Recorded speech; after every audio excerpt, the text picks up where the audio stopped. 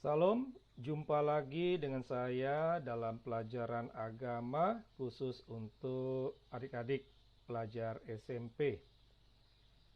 Kita sudah melihat materi paham kerajaan Allah pada masa Yesus. Yesus mewartakan kerajaan Allah lewat pewartaan, dan juga Yesus mewartakan kerajaan Allah lewat tindakan dan mujizat. Nah, pada kesempatan kali ini kita akan melihat konsekuensi dari pewartaan Yesus itu sendiri. Ini merupakan materi yang kelima. Nah, dalam materi ini nanti kita akan melihat berbagai tanggapan terhadap pewartaan Yesus, juga sengsara dan wafat Yesus sebagai konsekuensi dari pewartaannya. Dan kita akan melihat juga penolakan atas kematian Yesus, dan yang materi yang terakhir adalah kebangkitan Yesus sebagai tanda penerimaan Bapa. Mari kita. Pertama, kita akan melihat dulu pemikiran dasar. Kita tahu Yesus dilahirkan di Bethlehem. Dia tumbuh besar di Nazaret, ya. Setelah peristiwa Yesus ditemukan oleh orang tuanya di bait Allah sedang berdiskusi dengan ahli-ahli Taurat, sesudah itu tidak ada cerita tentang Yesus. Kita baru mendengar lagi cerita tentang Yesus ketika ia sudah dewasa. Jadi Yesus tampil perdana pada saat sekitar usia 30-an, ya. Itu diawali dengan peristiwa pembaptisannya di Sungai Yordan, ya. Nah, setelah bisa dikatakan bahwa pembaptisan ini merupakan pelantikan Yesus sebelum dia melaksanakan karyanya. Nah, setelah pembaptisan ini mulailah Yesus melaksanakan karyanya, mewartakan, melakukan mujizat, mengajar orang. Nah, terhadap karya Yesus ini muncul dua sikap utama, ya, yaitu sikap menerima dan juga sikap menolak. Kita akan melihat secara khusus dua sikap ini.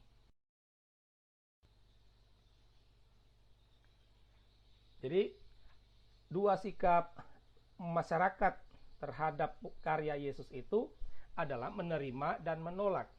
Siapa saja yang menerima karya-karya Yesus ini, ya.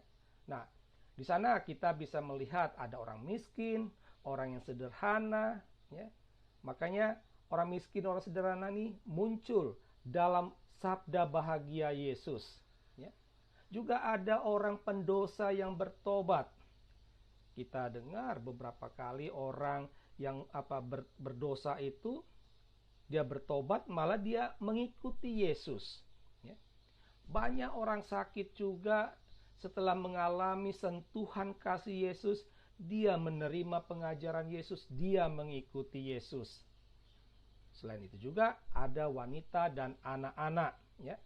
Kita ingat kisah ketika para murid mencegah anak-anak untuk datang menerima berkat dari Yesus. Yesus katakan, biarkanlah anak-anak itu datang padaku. Nah, ketika melihat daftar orang-orang yang menerima ini, kita bisa mengambil satu kesimpulan bahwa mereka yang menerima ini adalah orang-orang yang tersingkir. Lantas, siapa yang menolak karya Yesus? Ada para imam, ahli Taurat, kaum Farisi, para penguasa, orang kaya, dan orang mapan. Ini mereka tidak memerlukan Yesus. Mereka merasa karya Yesus itu menjadi ancaman bagi mereka. Karena itulah mereka menolak karya Yesus.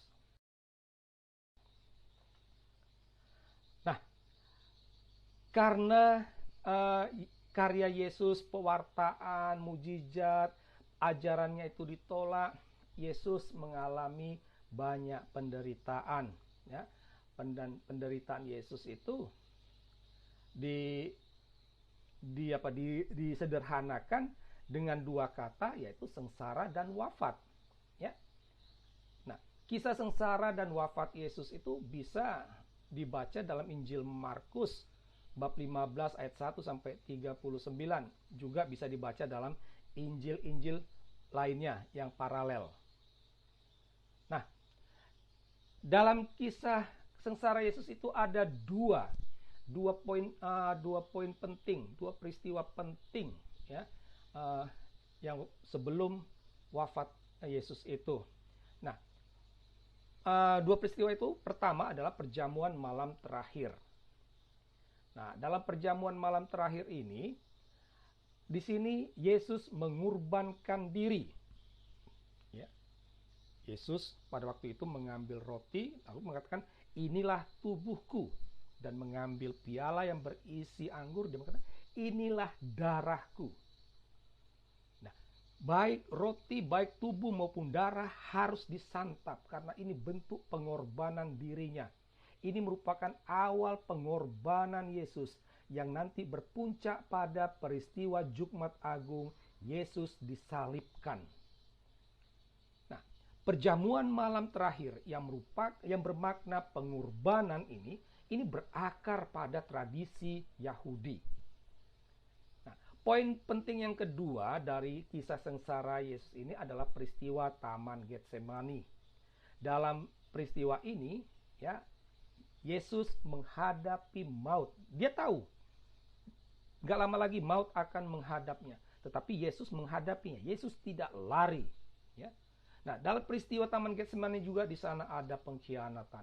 Yudas Iskariot mengkhianati Yesus. Para murid lari meninggalkan Yesus. Inilah bagian dari kisah sengsara Yesus. Nah, puncak dari sengsara Yesus itu adalah kematiannya. Ya. Kematian Yesus di kayu salib. Akan tetapi, ternyata bukan hanya karya, bukan hanya ajaran Yesus yang ditolak, tetapi juga kematian Yesus juga ditolak. Ya. Ada umat Islam menolak kematian Yesus di kayu salib. Ini didasarkan pada surah wahyu Allah yang ada dalam Al-Quran, dalam surah An-Nisa ayat 157. Di sana dikatakan bukan Yesus yang mati di kayu salib, tetapi orang yang diserupakan dengan Yesus. Nah, menarik bahwa wahyu Allah ini bertentangan dengan iman Kristen dan fakta sejarah bahwa Yesus mati di kayu salib. Ya. Ini bukan hanya sekedar iman Kristen, tetapi fakta sejarah. Fakta sejarah yang ditulis bukan oleh ahli sejarah orang Kristen, tetapi orang yang sama sekali tidak sebagai pengikut Kristus. Mereka menulis Yesus mati di kayu salib. Ya. Kalau iman Kristen, selain dalam Injil, kita bisa lihat dalam Filipi 2, 1 Petrus bab 2, Kisah Para Rasul di sana. Ya. Kitab ini ditulis sebelum abad kedua. Jadi masih dalam abad pertama. Yesus mati diperkirakan sekitar tahun 33. Ya. Kitab-kitab ini ditulis sebelum tahun 100 Masehi. Ya. Nah, hal yang sama juga dengan fakta sejarah. Ada ahli sejarah yang bernama Tacitus Marbarsapion dan juga Flavius Josephus. Flavius, dia orang Yahudi. Mereka hidup dalam abad pertama. Mereka, ya bisa jadi mereka juga menyaksikan peristiwa tersebut. Atau sebagian mereka ada yang mendengarkan dari orang-orang pertama. Dan mereka menulis Yesus mati di kayu salib. Hanya sayangnya, Al-Quran surah An-Nisa yang muncul pada abad ke-7 mengatakan lain. menolak kematian Yesus di kayu salib. Nah, kita bisa bertanya, ya, kenapa Al-Quran menolak kematian Yesus di kayu salib? Ada apa? Ya, kita nggak mau mengusik keyakinan umat Islam. Tetapi yang perlu disadari, pertentangan ini itu berdampak pada iman. Ya. Berdampak pada iman umat Islam sendiri. Itu. Nah, ini harus menjadi bahan permenungan bagi umat Islam. Bagi kita ya nggak masalah, karena kita sudah yakin Yesus mati di kayu salib. Berikut kita akan melihat kebangkitan Yesus. Ya, memang Yesus dia mati. Ya, kita nggak perlu merasa malu atas peristiwa kematian Yesus, karena setelah dia mati, dia bangkit. Ya, kebangkitan Yesus ini menjadi pusat pewartaan para murid. Para murid pergi ke segala penjuru dunia mewartakan kebangkitan Yesus. Peristiwa kebangkitan Yesus dapat dibaca dalam Injil Matius, juga dalam teks Injil paralel lainnya. Saya berharap adik-adik mau membacanya nanti. Nah, ada beberapa poin penting dari kisah kebangkitan Yesus ini. Nah, pertama, kisah kebangkitan Yesus tidak ada saksi mata. Karena para murid hanya menemukan makam kosong. Mereka tidak ada orang yang melihat Yesus itu bangkit. Mereka hanya menemukan makam kosong. Keyakinan Yesus bangkit itu baru didapat dari semacam kesimpulan. Ya. Mereka bertemu dengan Yesus, ya. Mereka berbicara dengan Yesus, mereka makan minum dengan Yesus, ya. Padahal sebelumnya mereka tahu Yesus mati. Tetapi ini mereka bertemu langsung, bercakap-cakap. Ya, dari situlah mereka akhirnya menyimpulkan Yesus bangkit, dan ini sesuai dengan apa yang tertulis dalam kitab suci. Begitulah. Tetapi tidak ada satu orang pun yang menyaksikan secara langsung peristiwa kebangkitan tersebut. Yang kedua, dulu orang melihat bahwa kematian itu merupakan kegagalan.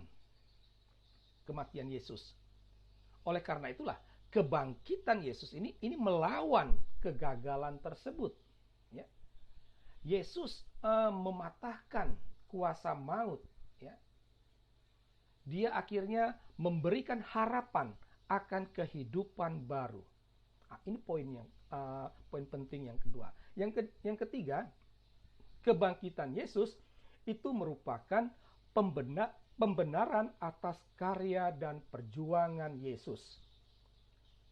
Jadi lewat kebangkitannya Allah hendak membenarkan karya pengajaran Yesus. Dan yang terakhir, ini penting untuk kita saat ini. Kebangkitan Yesus ini merupakan panggilan bagi kita untuk menjadi saksi kebangkitannya. Demikianlah adik-adik materi pembelajaran tentang konsekuensi pewartaan Yesus.